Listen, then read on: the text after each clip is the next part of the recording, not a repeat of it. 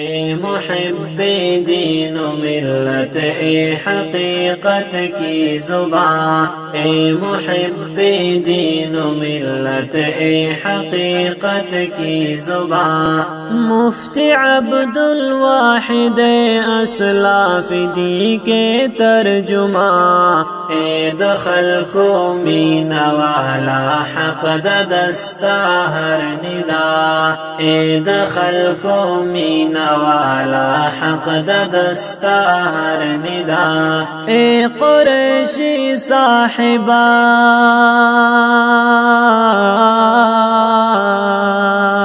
اے قریشی صاحبہ، یہ تا ہر مومن صدا، اے دخل کو مین والا حق دستا ہر ندا، اے محب دین و ملت، اے حقیقت کی زبان، آپ دن کی نصرت کرتے ہیں ہر میدان میں،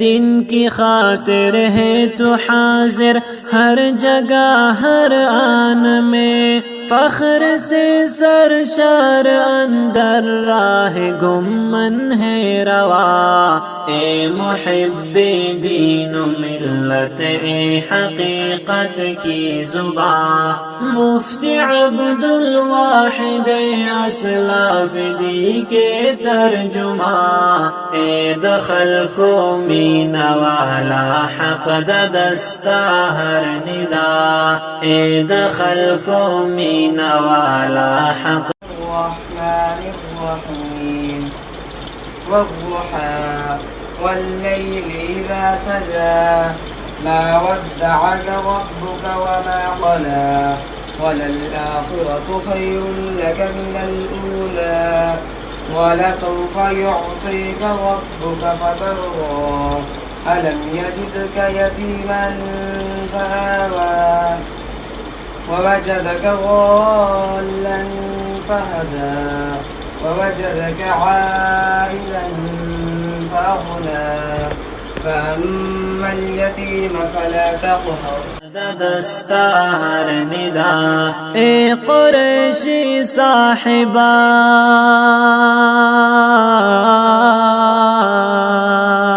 اے قریشی صاحبہ، یہ تا ہر مومن صدا، اے دخل کو مین والا حق دستا ہر ندا، اے محب دین و ملت، اے حقیقت کی زبان، ډیر د دین خدمت کوي ہر خواب ہر ځایو ډګر،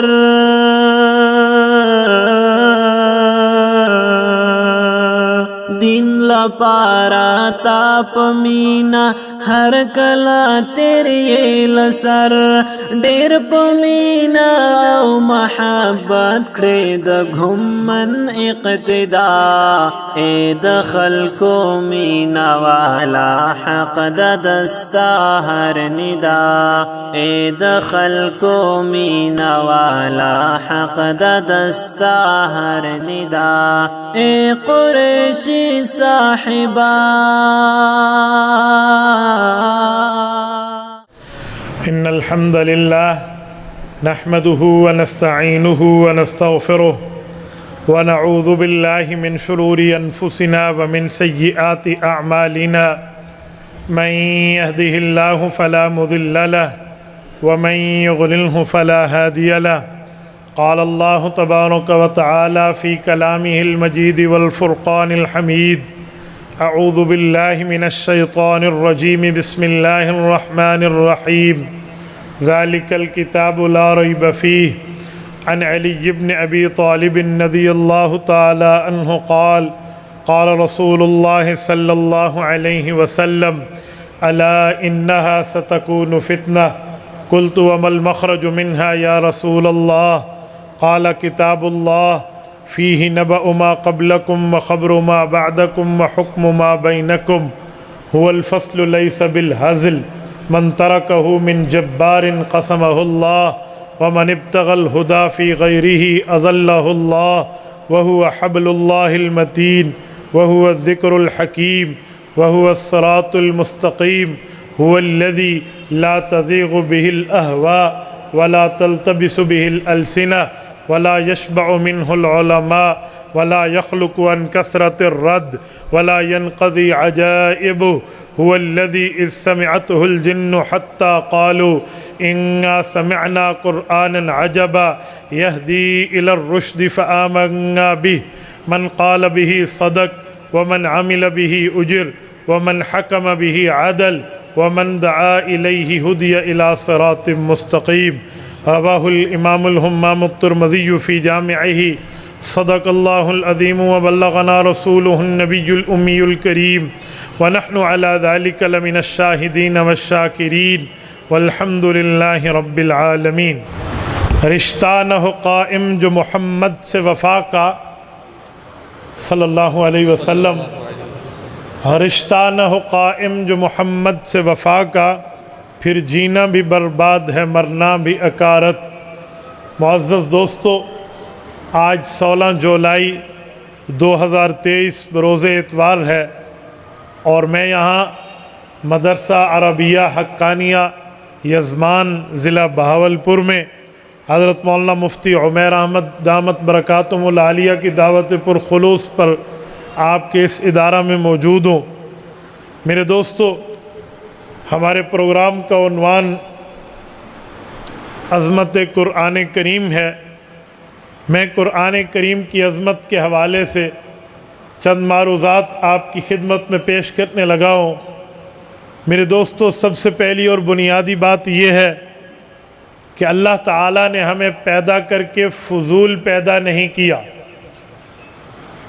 مثلاً کوئی چیز بندہ بناتا ہے تو بعض اوقات فائدہ، بعض اوقات اس کا کوئی فائدہ نہیں ہے، ویسے ڈیکوریشن پیس کے طور پہ بنا لیتے ہیں.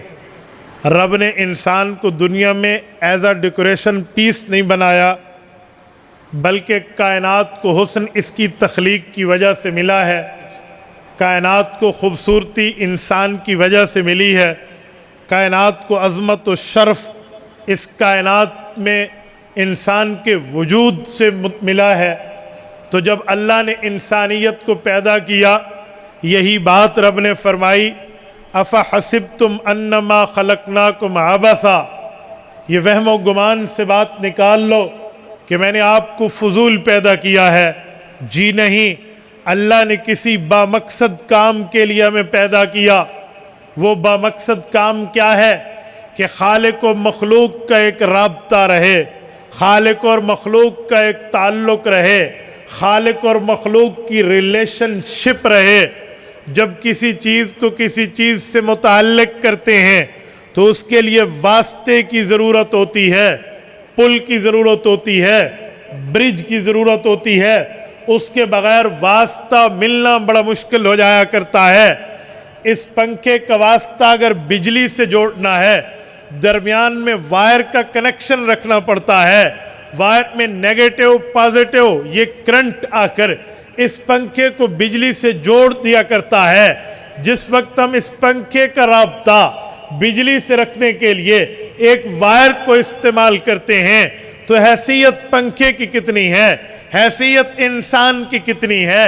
رب نے انسان کو باحیثیت پیدا کر کے یہ اعلان فرما دیا سورۃ التین آیت نمبر 4 میں، لَقَدْ خَلَقْنَا الْإِنسَانَ فِي أَحْسَنِ تَقْوِيمٍ، اے انسان میں نے تمہیں اشرف المخلوقات بنایا ہے. سورۃ بنی اسرائیل آیت نمبر 70 میں فرمایا، وَلَقَدْ كَرَّمْنَا بَنِي آدم، میں نے انسان کو عزت اور شرف دیا ہے. تو جہاں پنکھے کا مقام تھا ہم نے اس کو بجلی کے ساتھ بذریعہ وائر جوڑ دیا ہے. تو جہاں انسان کا مقام ہے اس کو خالق کے ساتھ رب نے بذریعہ انبیاء جوڑ دیا ہے. یہ انبیاء کرام خالق اور مخلوق کے درمیان واسطہ ہے. نبیوں کا واسطہ اللہ اور مخلوق کے درمیان ایک पुल का है, एक ब्रिज का है, एक कनेक्शन शिप का है। अल्लाह ताला को नबी देख भी सकता है, अल्लाह ताला से नबी बात भी कर सकता है, अल्लाह ताला की बात को नबी बराह रास्त सुन भी सकता है, लेकिन उम्मती ना अल्लाह को देख सकता है, ना अल्लाह से बात कर सकता है, ना अल्लाह की बात बराह रास्त सुन सकता है। तो जब अल्लाह ने इसे पैदा किया, इसे हिदायत दी है, हिदायत मिलेगी कैसे, अहकाम मिलेंगे कैसे, मामलात इस तक पहुंचेंगे कैसे? तो रब ने अंबिया का वास्ता रखा, अंबियाए कराम के मामलात को रख के रब ने अपने पैगामात मखलूक तक पहुंचाए हैं। तो अंबियाए कराम वास्ता खालिक व मखलूक के दरमियान है। नबी का काम ये है, वो खालिक से इल्म व अमल लेता है, उम्मत को इल्म व अमल देता है, खालिक से अहकामात वसूल करता है, उम्मत तक अहकामात पहुंचाता है, खालिक से अवामिर और नवाही की बातें लेकर उम्मत तक अवामिर और नवाही की बातें पहुंचाता है। तो जिस नबी को अल्लाह वास्ता बना के मखलूक तक बात पहुंचाते हैं, उस बात को वही कहते हैं, उस बात को पैगाम खुदाबंदी कहते हैं, उस बात को अल्लाह का मैसेज कहते हैं, उस बात को अल्लाह का कलाम कहते हैं। आज जिस प्रोग्राम में हम जमा हैं, ये अज़मत कुरान, क्या मतलब? रब ने मखलूक को पैदा किया, इससे ताल्लुक का वास्ता अंबिया के साथ रखा, अंबिया को जो पैगाम दिया वो वही बना। वही की सरदार किताबें 4 बड़ी थी, तौरात भी किताब, ज़बूर भी किताब, इंजील भी किताब, कुरान भी किताब, लेकिन सरदार सैयदुल कुतुब कुरान करीम को रखा। ये अल्लाह की वही है, अल्लाह का मैसेज है, अल्लाह के अहकाम है, अल्लाह के अवामिर हैं, अल्लाह के नवाही है, अल्लाह का पैगाम है, जो मखलूक खालिक तक, हम मखलूक तक खालिक का पैगाम पहुंच रहा है। आज हम उसकी अजमत सुनने और बताने के लिए जमा हैं। ये सिर्फ मैंने उन्वान की एक्सप्लेनेशन, उन्वान का मतलब, उन्वान की तशरीह, उन्वान की वजाहत, उन्वान की तफसीर आपकी खिदमत में रखी है कि कुरान क्या है। कुरान खालिक का वो पैगाम है जो सैयदुर रुसुल, सैयदुल कुतुब में मखलूक तक पहुंचाया जा रहा है। उसकी अजमत और शर्फ सुनने और समझने के लिए हम जमा हैं। मेरे दोस्तों, मैं एक जुमला आपकी खिदमत में कहने लगा हो। कुरान करीम अल्लाह की वो किताब है जिसके जरिए अल्लाह ने हमें मुखातिब फरमाया। कुरान करीम रब की वो किताब है जिसके जरिए अल्लाह ने मखलूक तक अपने अहकामात पहुंचाए हैं। आज हमें चाहिए हम खुद को कुरान के साथ जोड़ें, हमें चाहिए हम कुरान करीम के उलूम को अज़बर करें, कुरान करीम के उलूम को अपने सीनों तक, अपनी औलाद के सीनों तक, औलाद की औलाद के सीनों तक पहुंचाइए। ये हमारी बाय फितरत, बाय नेचर पैदाइशी जरूरत भी है, निजात की जरूरत भी है। लेकिन मसला ये है, आज हमने कुरान करीम को सिर्फ मौत पे पढ़ने के लिए रख दिया। मेरे वालिद फौत हुए, मैं खत्म पढ़वाने लग गया, मेरी वालिदा फौत हुई, मैंने कुरान पढ़वाना शुरू कर दिया। क्या कुरान सिर्फ मौत के लिए आया था? कुरान सिर्फ कुलखानी के लिए आया था? कुरान करीम 40वें तक आया था? कुरान करीम सिर्फ इसलिए आया कि मैं इसको चूमूं, कहूं हक है, सच है, अल्लाह की किताब है? जी नहीं, पहले कुरान समझने के लिए आया है, फिर कुरान समझाने के लिए आया है, इसकी तालीमात को अपनी जिंदगी में अपना कर आगे अपनाने के लिए आया।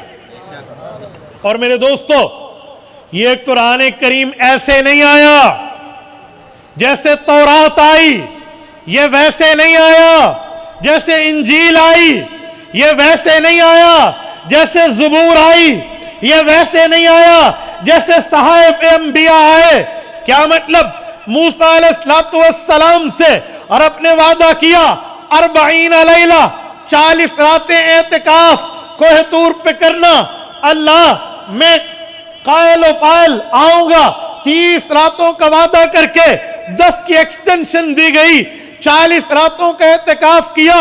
रब्बे करीम ने 300 तख्तियों में लिखी हुई तौरात इकट्ठी दे दी। कुरान यूं नहीं आया। हजरत दाऊद अलैहिस्सलाम ज़बूर चाहिए, आए माबद खाने में इबादत कीजिए, لکھی ہوئی زبور مل گئی. قرآن ایسے نہیں آیا. حضرت عیسیٰ علیہ نبینا علیہ السلام انجیل دینی ہے. جبرائیل امین جاؤ، وہ اپنے عبادت گاہ میں چلہ کشی کر رہے ہیں، حضرت عیسیٰ بن مریم کو انجیل دے دیں.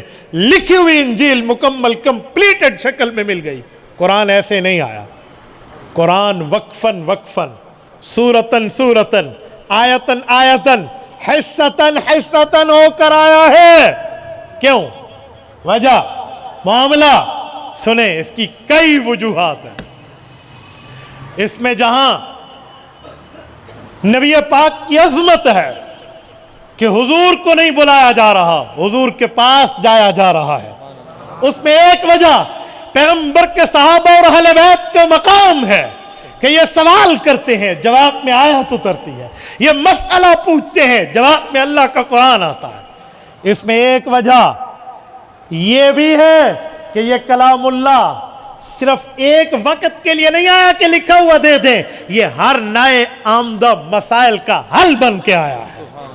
ہر موقع پہ، ہر معاملے پہ، گرمی اور سردی میں اس طرح احکام کی اختلاف کے باوجود بھی آیات اتری ہیں. آپ اٹھائیے امام سیوطی کو، وہ فرماتے ہیں قرآن کریم کی آیات کی 10 قسمیں ہیں. عوام سمجھتی ہے 2 ہی ہیں، مکی اور مدنی. وہ کہتے ہیں 8 اور بھی ہیں.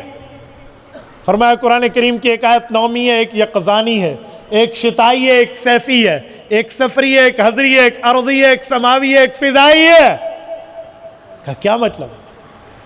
فرمایا شتائی کا مطلب وہ سردیوں کے احکامات کے لیے اترا، صیفی کا مطلب وہ گرمیوں کے لیے آئی ہے، اور سفری کا معنی وہ سفر کے احکام میں نبی پاک پہ اتری ہیں، اور حضری کا معنی جب پیغمبر کریم اپنے دولت قدا، اپنے خانہ مقدس، حضور اپنے گھر میں آرام فرما ہے تب اتری ہے. لیلی کا معنی وہ رات میں اتری ہے، وہ دن کے احکام سے تعلق نہیں رکھتی. اور نہاری کا معنی وہ دن میں اتری ہے. ارضی کا معنی وہ زمین پہ اتری ہے. فضائی کا معنی جب نہ زمین پہ تھے نہ آسمان پہ، معراج کے سفر کے دوران تھے تب اتری ہے. اور سماوی کا معنی جب آسمان پہ اتری ہے.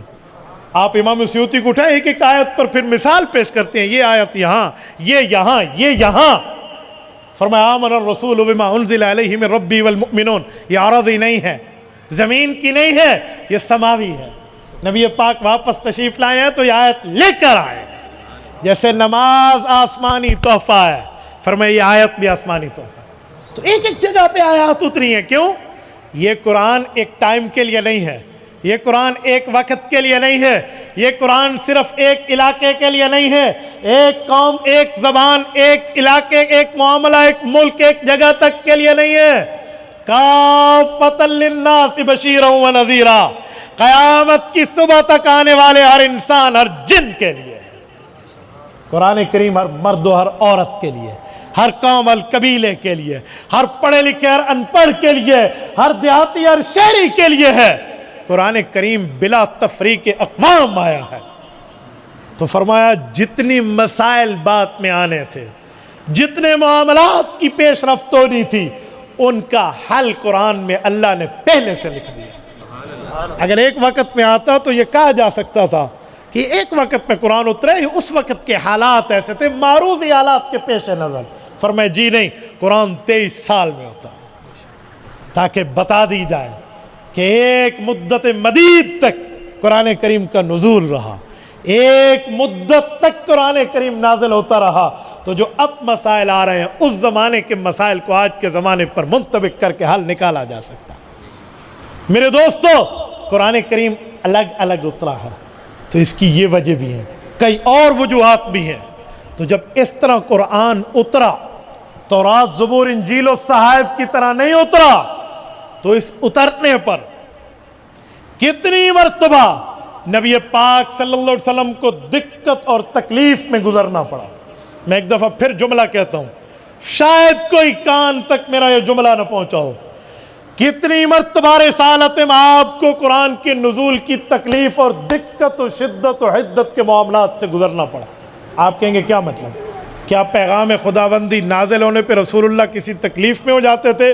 آؤ میں آپ کی خدمت میں صحیح بخاری جلد اول باب کیف کان بدء الوحی الی رسول اللہ صلی اللہ علیہ وسلم کھولنے لگاؤں.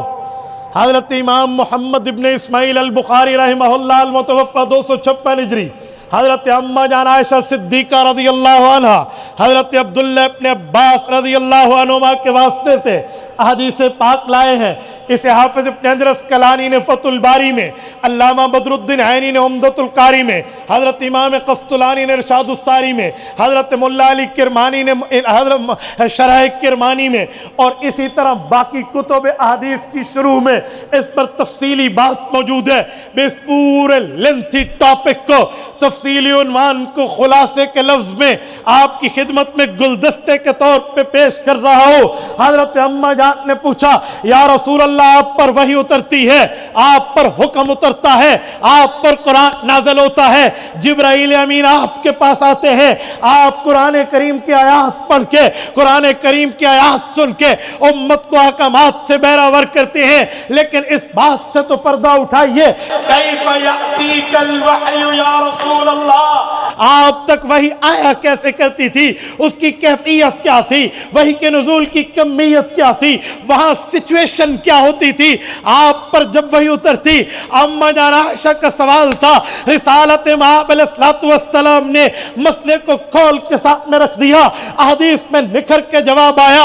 حضور پاک نے فرمایا، عائشہ تم نے پوچھا تو آؤ سنو، امت تک میرا یہ پیغام پہنچا دینا، احیانا یأتینی مثل سلسلۃ الجرسی، کبھی گھنٹی بجنے کی طرح آواز پہ مجھے متنبہ کیا جاتا، جب میں وہاں توجہ کرتا رب کی آیات اترتی۔ احیانا یتمثل لی الملک، کبھی فرشتہ آتا انسانی شکل میں مجھ سے بات کرتا، فاوعی ما یعی، وہ جو کہتا میں اس کی بات کو سن لیتا۔ نبی پاک علیہ السلام نے فرمایا، مختلف کیفیتوں حیاتوں میں میرے اوپر قرآن کریم نازل ہوا۔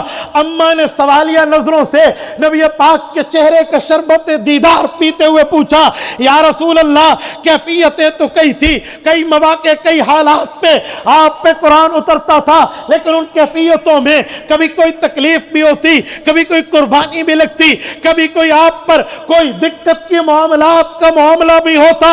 حضور پاک نے فرمایا، جی ہاں، وَهُوَ أَحْوَنُ عَلَيَّ، کبھی کبھی آسانی ہوتی، وَهُوَ أَشَدُّهُ عَلَيَّ فَيُفْهَمُ عَنِّي، کبھی مشکلات درپیش ہوتی، نزول وحی پر میرے پسینے پھوٹ جایا کرتے تھے۔ امت کی شفیقہ اور رحیمہ اماں نے دستے دعا دراز کر کے رسالت مآب سے مزید پوچھا، یا رسول اللہ بتائیے اس کیفیت کی شدت کی وجہ کیا ہوتی؟ نبی پاک صلی اللہ علیہ وسلم نے اماں جان کو تفصیل بتائی۔ اس تفصیل کا خلاصہ یہ ہے، فرمایا جب انسانی شکل میں جبرائیل آتے، بائی نیچر بطور فطرت انسان سے بات کرے، کوئی بندے کو خوف نہیں ہے، کوئی فطرت کے خلاف چیز نہیں ہے، انسان سے بات کر رہا، میں اس کو سن لیتا، یاد کر لیتا، بڑی آسانی کیفیت رہتی۔ لیکن کبھی کبھی ایسے ہوتا، صرف آواز آتی، بندہ نظر نہ آتا، تو فطرت انسانیہ یہ ہے، صرف آواز کو سن کے انسان پہ کچھ حالات طاری ہو جاتے ہیں۔ فرمایا اسی لیے پریشانی کی کیفیت بنتی، فیفصم عنی، میرے پسینے پھوٹ پڑتے، میرے اوپر وحی کی کیفیت یہ ہوتی، لیکن جب وہ گھنٹی بجنے کی آواز کی طرح مجھے متوجہ کیا جاتا، جب میں توجہ کرتا قرآن کی آیات بن جایا کرتی تھی۔ میں یہاں رک کے ایک جملہ سمجھاتا ہوں، گھنٹی بجنے کی آواز کا کیا معنی؟ سوال ہے، الجرس مزامیر الشیاطین، کہ گھنٹی تو شیطان کا آلہ ہے، کیا آلات شیطانی کی طرح قرآن کا نزول ہوتا تھا؟ کیا مطلب؟ جی نہیں، یہاں مثل سلسلۃ الجرس ہے، زید کالاسد، زید میرا بیٹا اتنا بہادر ہے کہ شیر کی طرح ہے۔ اگر کوئی بندہ یہ جملہ کہہ دے تو وہ یہ نہیں سمجھتا کہ جیسے شیر کا دم ہے بیٹے کا بھی دم ہے، شیر درندہ ہے تو بیٹا بھی درندہ ہے، شیر حلال و حرام کی تمیز نہیں رکھتا، ماں بہن کی تمیز نہیں ہے، میرا بیٹا بھی ایسے، جی نہیں، یہ وصف شجاعت میں مماثلت ہے، یعنی بہادر یہ بھی بہادر وہ بھی. تو اسے عربی میں کہتے ہیں تشبیہ من کل الوجوہ نہیں ہوتی کہ جب ایک چیز کو دوسری چیز کی طرح کہا جائے ہر چیز پہ مشابہت نہیں ہوتی, صرف وصف واحد میں ہوتی ہے. تو فرمایا یأتینی مثل سلسلۃ الجرس, گھنٹی بجنے کی طرح ہوتا. یہاں گھنٹی نہیں کہا, گھنٹی بجنے کی طرح. کیا معنی؟ جب گھنٹی بجتی ہے پے در پے بجتی ہے, مسلسل بجتی ہے. فرمایا قرآن آتا تو مسلسل آیا کرتا تھا. اور جدید زبان میں اس کی مثال بہت آسان طریقے سے سمجھا دو.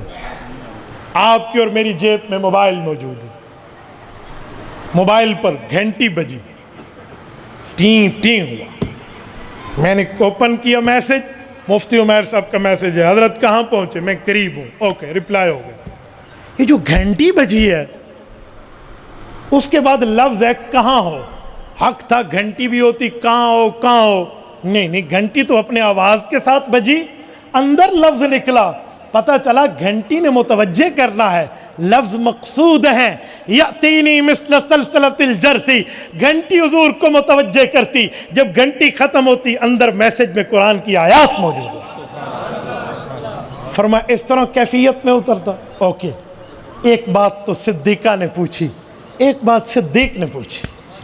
امام احمد ابن محمد ابن حنبل رحمہ اللہ مسند احمد میں حضرت ابو بکر صدیق افضل البشر بعد الانبیاء, اس دھرتی پہ انبیاء کے بعد کسی کا سر اس مبارک و لائق و فائق ہے کہ اس کے سر پہ تاج سرداری سجے تو ابو بکر صدیق کا سر ہے.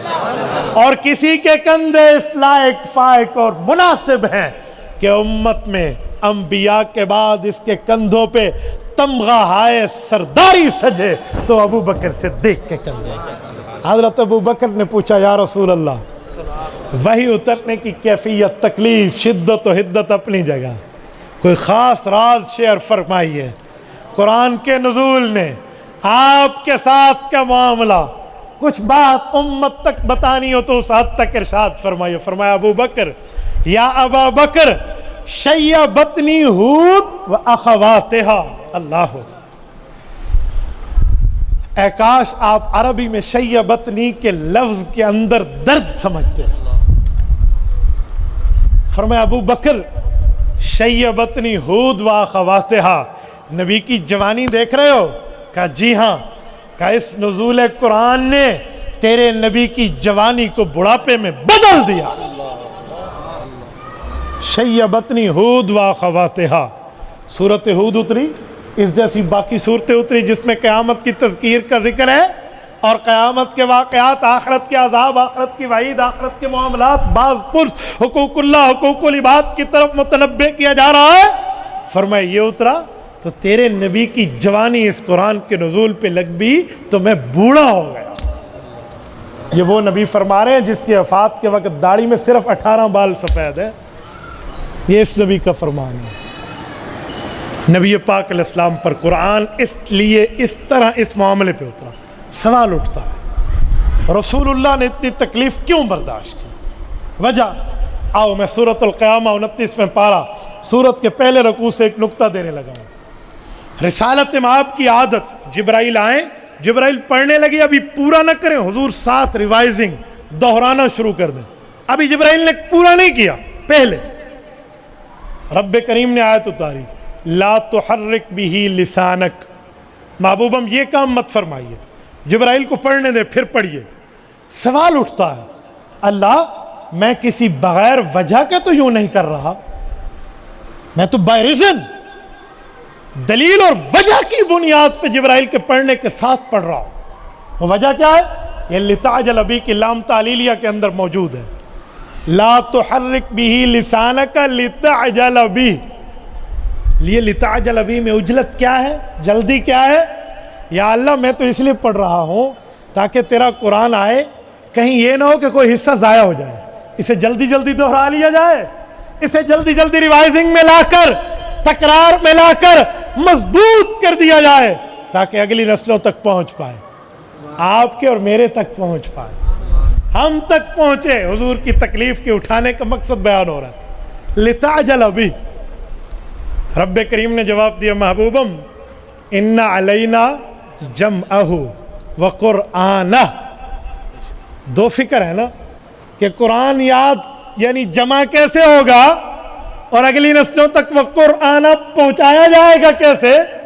ڈونٹ وری, فکر کی ضرورت نہیں ہے, یہ ٹینشن آپ نہ لیں, یہ پریشانی آپ نہ فرمائیں.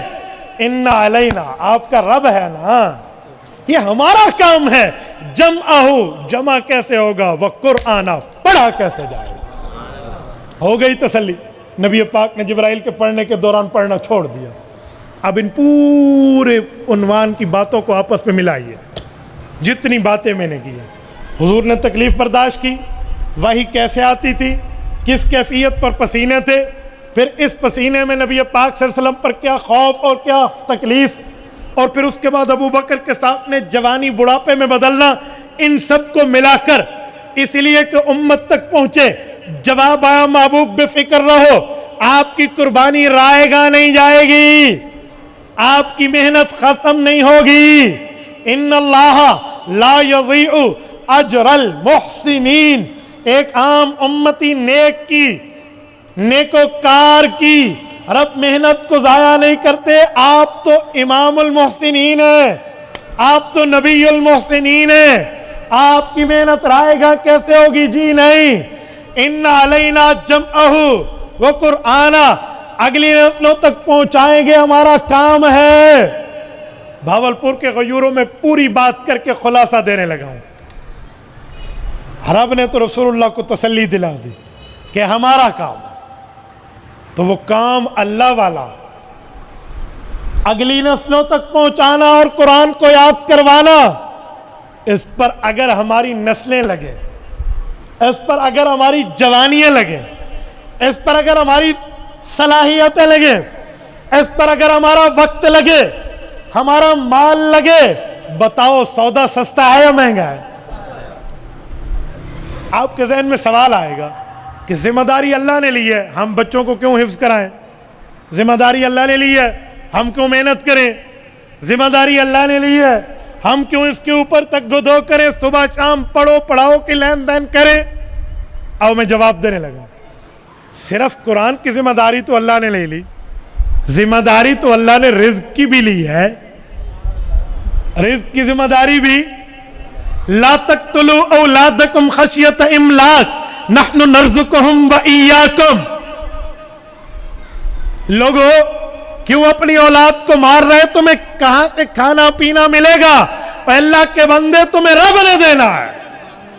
بلکہ حسر ہے, نحن نرزقہم وایاکم ترزقوا بضعفائکم, ہم ان کو دیں گے, ان چھوٹوں کی وجہ سے تمہیں دیں گے. پتہ چلا گھر میں کوئی چھوٹا ہو, کوئی ضعیف ہو, کوئی بوڑھا ہو یا کوئی خاتون ہو, اس کی وجہ سے مرد کو رزق ملتا ہے, ان کی وجہ سے. یہ جو ہم اپنے گھر میں بیٹھ کے اپنے اماں ابا کا خرچہ چلا رہے, اپنی کمزور بہن بھائی کا خرچہ چلا رہے, اپنے کسی پڑوسی کا, اپنے کسی نادار ناتواں کسی ضعیف انسان کی غربت کو دیکھ کے اس کے گھر کا خرچ چلا رہے, یہ نہ سمجھنا میں کر رہا, جی نہیں. نحن نرزقہم وایاکم, رزق ان کا ہے, تیرے ہاتھوں سے جا رہا ہے. رزق ان کا ہے, تیرے ذریعے سے جا رہا ہے. تو فرمایا رزق کی ذمہ داری بھی اللہ نے لی ہے. کہا جی ہاں. تو کہا پھر دکان کھولنا بند کر دو, کاروبار ختم, تجارت ختم, مارکیٹس بند, سبزی منڈی, فروٹ منڈی, یہ پتہ نہیں یہ کیا سے کیا, سارے منڈیاں بند, کلوز. کیوں؟ گھر بیٹھیں گے. رزق کی ذمہ داری اللہ نے لی ہے, کیا ضرورت ہے؟ کہتے ہیں نہیں نہیں مولانا, اللہ نے عقل دیا ہے, رزق کی ذمہ داری تو رزاق کے پاس ہے, لیکن ہم محنت کریں گے, کوشش کریں گے, تگ و دو کریں گے, ہماری محنت کے بقدر اللہ ہمیں رزق دے گا. میں نے کہا بھائی یہ عقل ادھر چلتا ہے جہاں 4 روپے آ رہے, یہ عقل ادھر چلا لے. ذمہ داری قرآن کی اللہ نے لی ہے. تیرا اور میرا بچہ, تیری اور میری جوانی, تیری اور میری جان, تیرا اور میرا مال, تیری اور میری عمر, تیری اور میری صلاحیت اس پہ لگے گی, اللہ کے قرآن کی تعلیم عام ہو. ہم اس پہ بھی ذمہ داری دیکھیں, ہمیں اس پہ بھی تو سوچ لینا چاہیے کہ یہ ذمہ داری کون پوری کرے گا. تو میرے دوستو, میں آپ کو دعوت فکر دے رہا ہوں. آج سویڈن کے کافر کو اگر جرت ہوئی ہے اور اس نے قرآن کریم کو بے حرمتی میں نظر آتش کر کے ہمیں یہ پیغام دیا کہ میں اللہ کے کتاب کو ختم کر رہا ہوں، آج ہم یزمان بہاولپور سے بیٹھ کے اس 16 جولائی میں اس سمے تمام کفار کو جواب دیں، اگر تم قرآن مٹانے کی کوشش کرو گے ہم اپنی نسل قرآن کے حافظ بنانے پہ لگائیں گے. کرو گے یا نہیں کرو گے؟ جتنے بندے پہ میں تم سب سے ہاتھ کھڑا کر کے اس بات کا وعدہ اس بنیاد پہ اللہ کے گھر میں لینا چاہتا ہوں کہ ہم پہلے بھی قرآن کریم کے داعی تھے، لیکن اب کافر کے جواب کے لیے اپنی نسلوں کو لگائیں گے. لگاؤ گے؟ قرآن کو سینوں سے لگاؤ گے؟ قرآن کی عظمت کو پھیلاؤ گے؟ قرآن کریم کی تعلیمات کو اپناؤ گے؟ اپنی اولادوں کو مدرسوں میں بھیجو گے؟ عالم اور حافظ بناؤ گے اور اس قرآن کریم کی خدمت پہ اپنی جان تن من دھن لگاؤ گے؟ جزاکم اللہ. یہ سب سے بڑا جواب ہے. ہم اس کافر کے سامنے نہیں تھے، یا دیکھنے والی آنکھ نہ رہتی یا جلانے والا ہاتھ اور اس کی گردن نہ رہتی. ہم یہاں ہیں نا، وہ وہاں ہیں. تو جواب بھی تو کئی طرح کے ہوتے ہیں نا. یہ جواب بھی تو ہے کہ ہم عظمت قرآن کو عام کریں. آج قرآن کریم کی بے حرمتی کے لیے جلوس میں نکلنے والوں تم نے بہت اچھا کیا، لیکن اپنی اولاد کو بھی تو قرآن کے حفظ کے لیے نکالو، اپنی اولاد کو بھی تو پڑھاؤ. تو میرے دوستو، میری پوری گفتگو میں عظمت قرآن کا خلاصہ سمری اینڈ کر رہا ہوں اس بات پہ سمجھانے کے لیے کہ ہم قرآن کریم کو سینے سے لگا کر اپنی اولاد کو پڑھائیں گے. کرو گے؟ اور اس کے ساتھ ایک بات سمجھاتا ہوں، یہ نہ کہنا کہ ہم اسکول نہ پڑھائیں، ہم صرف قرآن پڑھائیں. بابا پڑھاؤ اسکول، تمہیں کون منع کرتا ہے؟ اسکول پڑھاؤ، کالجز میں بھیجو، یونیورسٹیز لیول تک جاؤ، ایم فل کراؤ، پی ایچ ڈی کراؤ، نو ایشو. ہم نے بھی پڑھا ہے، لیکن اس پڑھنے کو یہ نہ ہو کہ انگلش پڑھتے ہوئے انگریز کی تہذیب اپنا لو، فزکس پڑھتے ہوئے تہذیب ان کی اپنا لیں، کیمسٹری کی اسٹڈی میں ان کے تمدن کو اپنا لوں، بیالوجی کو فالو کرتے ہو میں اسلام کو انفالو کر دوں. جی نہیں، یوں نہیں ہے. یہ پگڑی پہن کے بھی ٹاپ کیا جا سکتا ہے، یہ ٹخنے سے اوپر شلوار رکھ کے بھی انگلش پڑھی جا سکتی ہے، یہ مصنون لباس پہن کے بھی کیمسٹری پڑھی جا سکتی ہے. نو ایشوز پر کوئی مسئلہ نہیں ہے. یہی بات تو علامہ اقبال نے ہمیں سمجھا کر فرمایا تھا، یوں تو تم سید بھی ہو، مرزا بھی ہو، افغان بھی ہو، پر یہ تو بتاؤ کہیں مسلمان بھی ہو. ہم پہلے مسلمان ہیں، ہم پہلے محمدی ہیں. ہم اسکول کالجز میں جا کر بھی محمدی اور مسلمان رہیں گے یا انشاءاللہ. تو آپ کہہ رہے ہیں، لیکن ایک بات کہوں، نہیں ایک منٹ، میں درد دل سے ایک جملہ کہتا ہوں. یہ جو کامسٹ یونیورسٹی میں یہ اسی سال جنوری کی بات کر رہا ہوں، یہ جو وہاں کا سائیکالوجی کا پیپر آؤٹ ہوا تھا، اگر آپ کو یاد ہو تو یاد ہے؟ نہیں تو میں مسجد میں بیٹھا ہوں، مجھے حیا آتی ہے اس کا جو ہے نا متن پڑھتے ہوئے کہ اس میں لکھا ہوا کیا تھا. اس میں بہن بھائی کو تو میاں بیوی بنایا گیا تھا. بس اتنی سی آپ کو ہیڈ لائن دیتا ہوں کہ برادر اینڈ سسٹر نہیں ہے، ہسبینڈ اینڈ وائف ہے. یہ وہ ریلیشن شپ وہاں دکھایا جا رہا ہے. اور COMSATS university, capital of the my lovely country Islamabad, ہمارے ملک کا دارالخلافہ، بنانے والا بھی مسلمان، پڑھنے والے بھی مسلمان. وہ میری بہنیں اور میرے بھائی وہاں امتحان دے رہے ہیں، اور سائیکالوجی میں صرف یہی پوچھنے کا ایک چیز رہتی تھی، کہاں گیا معاملہ؟ علماء جو اسکول کالجز پر ابجیکشن اور اعتراض کرتے ہیں وہ اس بنیاد پہ کرتے ہیں کہ یہ بےغیرتی نہیں ہونی چاہیے، اس بےغیرتی کو پروموٹ نہ کرو. بس یہی مسئلہ ہے اور کچھ بھی نہیں. ورنہ تمہیں ہم کالج اسکول پڑھانے اور پڑھنے سے منع نہیں کرتے. دینی ضرورت مدرسہ ہے تو دنیاوی ضرورت کالج اور یونیورسٹیز ہیں. وہاں سے پڑھا لکھا جج بنے گا، ایڈوکیٹ بنے گا، جرنیل بنے گا، بیوروکریٹ بنے گا، ڈاکٹر بنے گا، وکیل بن کے آگے آئے گا، وہاں ایڈوکیٹ کا ماہر بنے گا، ہمارا لیگل ایڈوائزر بنے گا، وہاں پر بیٹھا ہوا کسی معاملے کا جو ہے نا اس میں وہ ایکسپرٹ بن کے آئے گا. No issue. لیکن یہ ہماری دنیاوی ضرورت ہے. مدرسہ، مسجد، قرآن، سنت، دین، اسلام، شریعت، ایمان و ایقان و احسان ہماری آخرت کی ضرورت ہے. تو دنیا اتنی پڑھو جتنی دنیا میں رہنا ہے، اور آخرت کے لیے اتنی محنت کرو جتنی آخرت میں رہنا ہے. خالدین فیہا ابدا، یہ آخرت ہے، فار ایور لائف، ہمیشہ کی زندگی. اور دنیا کی زندگی کل شیء ہالک الا وجہہ، ہر چیز ختم ہو جائے گی سوائے اللہ کے. تو بھئی دنیا تو مٹ جانے والی ہے. آپ پڑھاؤ اسکول کالج، لیکن اتنی محنت جتنا دنیا میں رہنا ہے. آپ پڑھاؤ قرآن حدیث، اتنی محنت جتنی آخرت میں.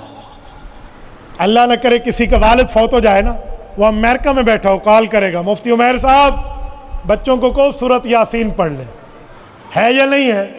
بولتے نہیں ہیں، چھپ ہو گئے ہو. کہتے ہیں نہیں کہتے؟ میں کوئی اسکول پہ اعتراض نہیں کر رہا، کوئی میرا پرنسپل، کوئی ہیڈ ماسٹر، کوئی وہاں کا چانسلر بیٹھا ہو، میں آبجیکشن نہیں کر رہا، لیکن درد دل کہہ رہا ہوں. میں نے تو نہیں دیکھا کسی کا والد والدہ فوت ہو، وہ پرنسپل صاحب کو کال کرے، سر بیالوجی کی تلاوت شروع کر دے، فادر آف کیمسٹری جابر بن حیات کی حالات پڑھانا شروع کر دے، father of bio, father of medical ابو علی سینا کو پڑھائیں، math, double math, stat, Pak study, English پڑھائیں. یہ تو نہیں کہتے.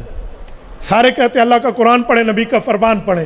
تو جب تم مانتے ہو کہ اس کلام کا اثر دنیا کو پھاڑ کے قبر تک جائے گا، تو کیوں اولاد کو قرآن نہیں پڑھاتے؟ پھر کیوں اولاد کو قرآن پڑھائیں گے؟ نہیں پڑھائیں گے. اللہ تعالیٰ آپ کو ہمیں صراط مستقیم عطا فرمائے. رب کریم ہمیں سلامتی کے ساتھ زندگی عطا فرمائے.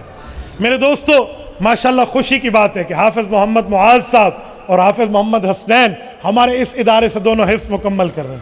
اللہ پاک ان کو جزائے خیر عطا فرمائے، ان کے حفظ کو اللہ مبارک فرمائے، ان کے والدین کو اللہ مبارک فرمائے، ان کے اساتذہ کو اللہ مبارک فرمائے. سب سے بڑی ڈگری اگر اس دھرتی پہ ہے تو وہ حفظ قرآن کی. یار اللہ کی کتاب اس نے اپنے سینے میں سجا لی ہے. واہ خوش قسمتی، زہ نصیب ان کے والدین کا جن کی اولاد نے اللہ کے قرآن کو اپنے سینے میں جگہ دی. اور میرے دوستو، یہ دعائے مغفرت کے لیے ڈاکٹر محمد اختر صاحب اور چودھری محمد اشرف صاحب، ان کے لیے دعا فرمائیں. اللہ تعالیٰ ان کی مغفرت فرمائے، اللہ پاک ان کی قبر پہ نور کی برسات فرمائے، اللہ تمام پسماندگان کو صبر جمیل عطا فرمائے. اور اس کے ساتھ مجھے یہاں آ کر ایک خوشی ہوئی ہے، جو خوشی میں آپ سے بھی شیئر کرنا چاہتا ہوں. آپ سنیں گے وہ خوشی کی بات؟ جتنے بیٹھے ہیں سنیں گے؟ اللہ کرے تو سن گے. وہ خوشی کی بات یہ ہے کہ مفتی عمیر صاحب ہو گئے، یا ہمارے بھائی حنیف صاحب ہو گئے، مولانا شہباز صاحب، اللہ ان سب کو جزائے خیر دے. یہ علماء کی جماعت کی طرف سے الیکشن میں حصہ لے رہے ہیں. مجھے بڑی خوشی ہے. آپ کے ذہن میں سوال آئے گا مولوی صاحب کیوں خوشی ہے؟ مولی دکم مسیت باوڑ ہے، مسلح سنبھال تو مدرسہ سنبھال ہوئے، اللہ اللہ کر تے کو کیڑی سختی پئی ہے تو ای کام میں چاہ گئی ہے.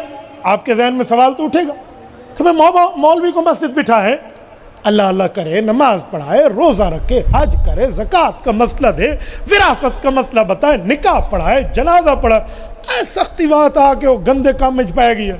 کہیں گے نہیں کہیں گے؟ میں اسی کا جواب دینے لگا. مسئلہ یہ ہے کہ میرے بھائی نے آج شریعت اسلامیہ میں پیغمبر اسلام کی احادیث کو نہیں سنا. آؤ میں تمہارے سامنے اس نبی کی حدیث پڑھنے لگا ہوں جس نبی کا کلمہ آپ نے بھی پڑھا ہے، ہم نے بھی پڑھا. اس نبی کا فرمان پیش کر رہا ہوں جس نبی کی قیامت میں سفارش ہم سب کو ملنی ہے نہیں ملنی. صحیح بخاری جلد اول کتاب الانبیاء باب حدثوا عن ذکر بنی اسرائیل ولا حرج. حضرت ابو ہریرہ رضی اللہ عنہ راوی ہیں، حضور پاک نے فرمایا کانت بنو اسرائیل تسوسهم الانبیاء کلما ہلک نبی خلفہ نبی وَأَنَّهُ لَا نَبِيَّ بَعْدِي فَسَيَكُونُ بَعْدِي خُلَفَاءَ فَيَكْثُرُونَ. میرے پاک نبی نے فرمایا انبیاء نبی بھی ہوتے، سیاسی بھی ہوتے، انبیاء کرام نبوت بھی سنبھالتے، سیاست بھی سنبھالتے، اور میں انبیاء کا آخری نبی، آخری نبیوں کا سیاست دان ہوں، میرے بعد کوئی نبی نہیں. یہ سیاست میرے نبی نے لفظ فرمایا. تسوسهم الانبیاء، نبی بھی ہوتے، سیاسی بھی ہوتے، اور میں انبیاء میں آخری انبیاء کا سیاست دان ہوں، آخری نبی ہوں، میرے بعد کوئی نبی نہیں ہے. صحابہ نے یوں سوالیہ نظروں سے دیکھا، یا رسول اللہ اگر آپ کے بعد نبوت ختم تو سیاست اسلامیہ بھی ختم؟ حضور نے فرمایا جی نہیں، فَسَيَكُونُ بَعْدِ خُلَفَاءَ فَيَكْثُرُونَ، میرے بعد میرے نائبین علماء آئیں گے اور اس معاملے کو سنبھالیں گے۔ میرے دوستو، نبوت کی یہ حدیث، نبوت کا یہ فرمان سیاست اسلامیہ کو زندہ رکھنے کی ذمہ داری عالم کے سر پہ رکھتا ہے۔ جہاں نماز پڑھانا عالم کی ذمہ داری، جہاں خطبہ دینا عالم کی ذمہ داری، نکاح و جنازہ پڑھانا عالم کی ذمہ داری، مسجد و منبر و محراب و مصلی سنبھالنا عالم کی ذمہ داری، خانقاہ میں شیخ طریقت بن کے لوگوں کے دلوں کو تزکیہ سے پاک کر کے اللہ اللہ سکھانے کی ذمہ داری عالم دین کی ذمہ داری، تبلیغ میں چل کے دین اسلام سمجھانا عالم کی ذمہ داری، میدان کارزات میں اتر کے امت کو سنبھالنا عالم کی ذمہ داری، وہاں سیاست اسلامیہ میں اتر کے سیاست کو سنبھالنا بھی عالم کی ذمہ داری۔ یہ میرے نبی نے بتایا ہے، میں نہیں کہہ رہا۔ تو جب میرا نبی عالم کو ذمہ داری دے رہا ہے، اور پھر مجھے کیا ہے جو میں آکھا مولوی صاحب تو کیا کام پہ گئے ہیں، مولانا آپ کیوں اس میں پڑ گئے؟ بلکہ مجھے تو یہ کہنا چاہیے مولانا آپ آئے تو ہو لیکن بڑی دیر سے آئے۔ مولانا آپ آئے تو ہیں یہاں بہت دیر سے آئے ہیں، عالم کو پہلے سیاست سنبھالنی چاہیے تھی۔ اور یہ میدان گدلا بنے گا تب، یہ میدان برا بنے گا تب، یہ میدان غلط بنے گا تب جب وہاں اہل حق کی نمائندگی نہیں ہوگی، وہاں علماء نہیں ہوں گے، تو وہاں مچھلی منڈی بننا ہے پھر۔ تو یہ حضرات جمعیت علماء اسلام اہل حق کی قیادت میں 6 لاکھ علماء کا اعتماد ہے ہمارے قائد ملت اسلامیہ پہ، کہ انہی کی طرف سے آئندہ میدان میں اتریں گے۔ آپ حضرات ان کے ساتھ چلیں گے یا نہیں چلیں گے؟ جتنے بیٹھے ہیں اللہ کے گھر میں بیٹھے ہو، میں آپ سے وعدہ لیتا ہوں آپ دین اسلام کے لیے ان کے لیے چلیں گے، دین اسلام کے لیے ان کا ساتھ دیں گے، شریعت اسلامیہ کے لیے معاملات کو چلائیں گے، ان کے لیے گلی گلی وزٹ میں جائیں گے۔ جزاکم اللہ تعالی۔ میرے دوستوں، میں اس بنیاد پہ کہنے لگا ہوں علماء کو میدان میں اترنا چاہیے۔ میں جہاں جاتا ہوں نا وہاں علماء کو اس بات کی ترغیب دیتا ہوں کہ آپ کو اس کے فوائد نہیں معلوم، آپ آئیے، آپ میدان، ٹھیک ہے آپ 13 14 15 علماء ہیں اس وقت جمعیت کے، آپ شریعت کو نافذ کرنے کی صلاحیت ٹھیک ہے آپ نہیں رکھتے، لیکن کفریہ قانون کے راستے میں صد سکندری بننے کی صلاحیت رکھتے ہیں۔ کوئی آئے اور پھر ختم نبوت پر بات کرے، کوئی آئے کوئی ناموس رسالت، ناموس صحابہ، ناموس اہل بیت پہ بات کرے، تو پھر ہم ان سے پوچھیں گے آپ رکاوٹ کیوں نہیں بنے، اور ان نے بن کے دکھانا ہے۔ تو جتنی حیثیت ہوگی اتنا ہی آگے چلیں گے۔ اللہ تعالیٰ آپ کو رب صراط مستقیم عطا فرمائے، نبی پاک صلی اللہ علیہ وسلم کی تابعداری عطا فرمائے۔ اقول قولی ھذا واستغفر اللہ وآخر دعوانا ان الحمد للہ رب العالمین۔